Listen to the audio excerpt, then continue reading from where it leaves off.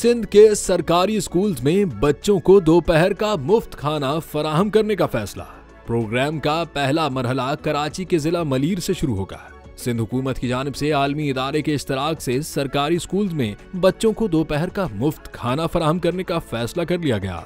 वजीर तालीम सिंध सैयद सरदार अली शाह से वर्ल्ड फूड प्रोग्राम की कंट्री डायरेक्टर कोको ओशियामा ने मुलाकात की, जिसके दौरान स्कूल्स के बच्चों में ग़िज़ाइयत की कमी और खुराक जैसे चैलेंजेस के हवाले से तबादला ख्याल किया गया। सूबाई वजीर सैयद सरदार अली शाह ने कहा कि खानदानी वसाइल में मुश्किलात और आबादी के रुझान के सबब वालिदैन बच्चों को बेहतर ग़िज़ा मुहैया नहीं कर पाते और बच्चों में ग़िज़ाइयत की कमी जैसे मसाइल की वजह से उनके सीखने का अमल भी मुतासिर होता है। सरदार शाह ने कहा कि हम ये प्रोग्राम ऐसे इलाकों में शुरू करना चाहते हैं जहां गुर्बत और बच्चों को ग़िज़ाई किल्लत का सामना है। स्कूल्स में बाकायदा खाने की दस्तयाबी से स्कूल छोड़ने की शरह में कमी और हाजिरी में बेहतरी आएगी। इस मौके पर WFP की कंट्री डायरेक्टर ने कहा कि मुतवाज़िन खुराक बच्चों की ज़हनी नशोनुमा और याददाश्त को बेहतर बनाते हैं, जिससे उनके सीखने की सलाहियत में इजाफा होता है।